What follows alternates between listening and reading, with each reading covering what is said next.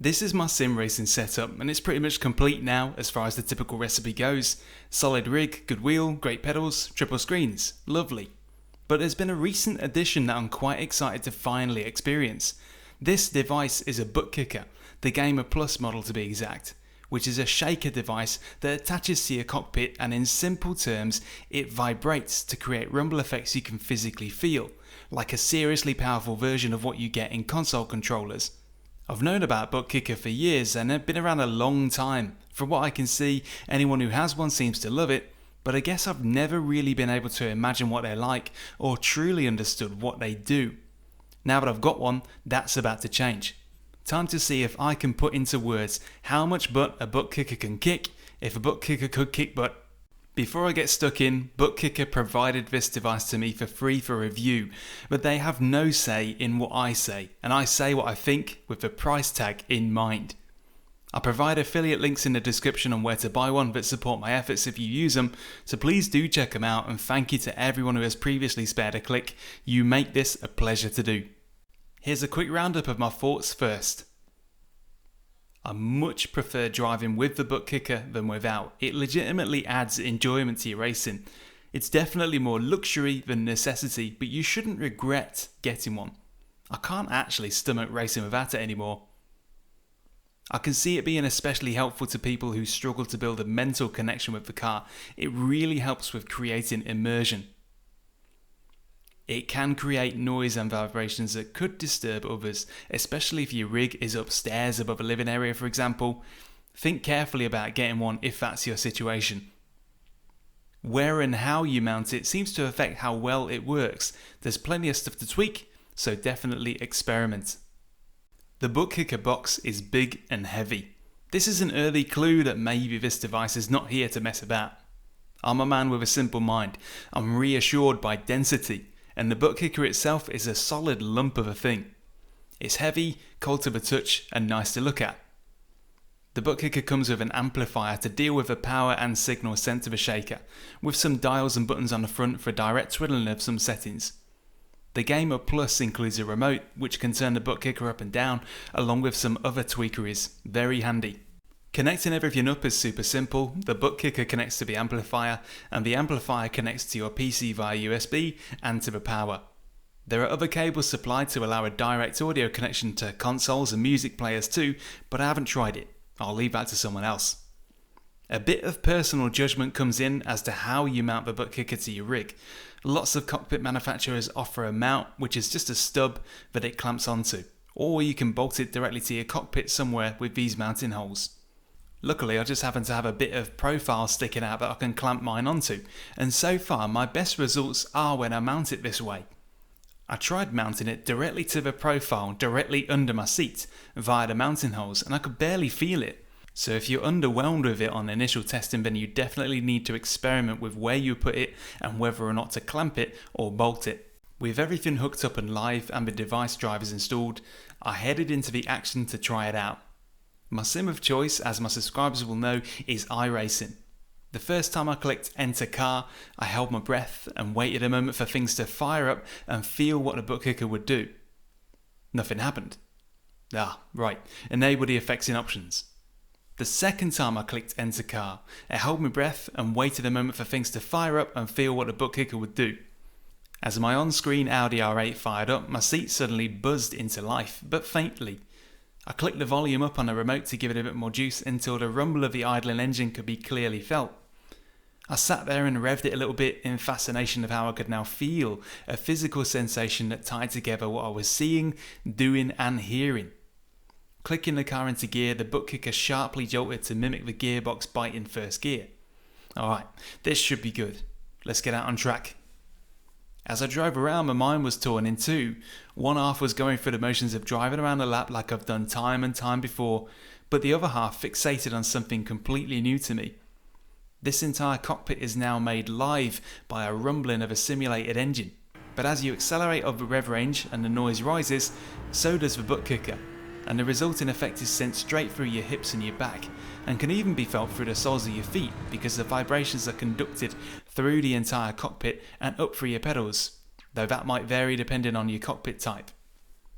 Changing gear is now accompanied by a short kick of energy that shoots through your seat, pretty much how you might imagine a racing transmission would feel as it pops into the next cog. Suddenly the simple act of accelerating in a straight line is now interesting and so addictive. When you push the car too hard under braking and the ABS cuts in or a tyre locks up, you can really feel the imagined chassis stutter underneath. It's immediate and unmistakable. That's going to come in really handy. Curling the car into a corner too quickly, the rear gets a bit loose and starts to float, and so I feel a high frequency buzzsaw vibration that does a great job of conjuring the mental image of the rubber chattering across the track surface as the grip is broken. I keep going and going like this until I reach the point where these new sensations become the new normal. I'm settled in and enjoying the extra dimension to driving. It now feels totally natural. So far I'm loving it, but one of the best ways to tell if a piece of equipment is truly doing anything is to rip it back out of your life cold turkey and see how much you miss it. So I do just that by reaching for the remote as I drive down a straight and pressing the Buttkicker remote's power button. When the background vibrations stopped and the Buttkicker fell still, it felt like one of those scenes in films where a car drives off a cliff at speed, floats through the air in slow motion and everything just goes quiet. Moments ago, I felt a real sense of grounding, as though I was driving a real machine connected to the track. Now, I feel like the road has just been dropped from underneath me and replaced with fresh nothing. Driving without the Buttkicker is comparatively boring. You feel the difference instantly when it's switched off. Yesterday, before I'd even tried this, I was very much content driving without the Buttkicker. I didn't know any better and I could live my days out happily without one because I didn't know what they're like. Now I feel like a baby that's just been introduced to ice cream and had it torn away from me. So sneaky how this device so quickly becomes an essential part of your sim racing experience. In races, the persistent effects of the engine and gear shifts help make things more fun for sure. But the tyre locking effect did actually help me keep things nice and tidy as the race draws on and my standards slip. Having that physical cue when I'm being too scrappy helps me sharpen up and rein it in before I push it too far. I definitely like that. All in all, I've become smitten with the Buttkicker's effects and I can't imagine sim racing without it. Now, a big problem with doing a video on a Buttkicker is the fact that it doesn't do anything that you can actually see, and good luck conveying what it feels like by description alone.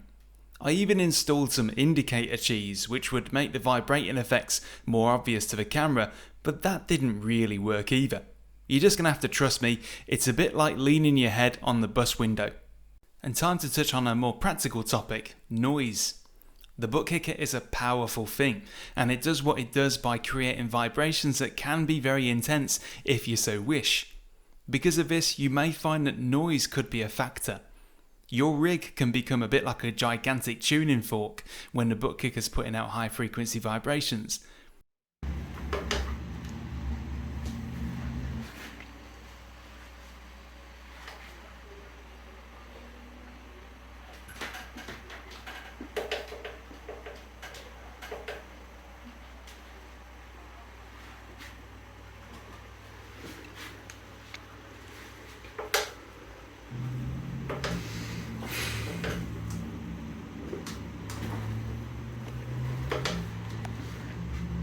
The problem is that you just don't want to turn the intensity down because the effects are addictive. I'm sure I can dial this out with some clever mounting and isolation, but the majority of us are just going to slap it on a rig like I have, so my experience is probably representative.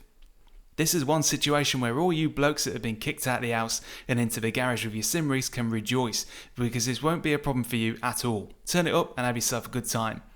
But if your sim rig is upstairs above a living room or right next to a wall adjoining your neighbours, put some serious consideration into this before you buy. Now the software demands a little mention too because it's a bit peculiar. It looks and acts like any other peripheral software driver, only Buttkicker's Haptic Connect utility is sliced into 3 versions: Base, Standard and Ultimate. Standard is included with the Gamer Plus model, but Ultimate is $30 extra. Standard includes access to the full effects for 6 popular sim racing games, being iRacing, ACC, Assetto Corsa, F121, F122 and Dirt Rally 2. If you happen to want a Buttkicker just for those titles, you will not need to pay a penny more. But if you happen to be an R-Factor 2, Race Room or AMS2 fan, for example, then you would need to buy extra plugins for a few dollars each per title, or upgrade to Ultimate for $30 extra and get all plugins for life. I think it's a bit bonkers to slice up the device software into separate tiers and charge money to unlock full functionality. And when I spoke of this approach with others, they were equally confused. It's not megabucks, but it's going to catch some people out. If you've just paid a few £100 for a Buttkicker Gamer Plus, you would never expect to have to pay extra to unlock full functionality for the sim you like the most. So to wrap things up, I do really like the Buttkicker. I can see why they're still making these after so many years. It adds an extra dimension of feedback to the sim racing that I have to say I don't want to be without now. Once it's felt, it cannot be unfelt, and for that reason I think this is a worthy addition to a sim rig if it's within budget. 75% of what it adds probably goes to immersion and experience, but it can contribute to your consistency and race pace in a practical way, because now you're getting additional cues when you lock the brakes or push too hard, which has already helped me pay more attention to the car. If you do get one, I'm pretty confident that you will quickly fall in love with it like I did. After 15 years of sim racing myself, it's just nice to experience something genuinely new to me. That's it for the time being. Thanks for watching, and remember to check out the links in the description, give a like and subscribe if you want to see any more of this, and check out my other stuff too. Cheers.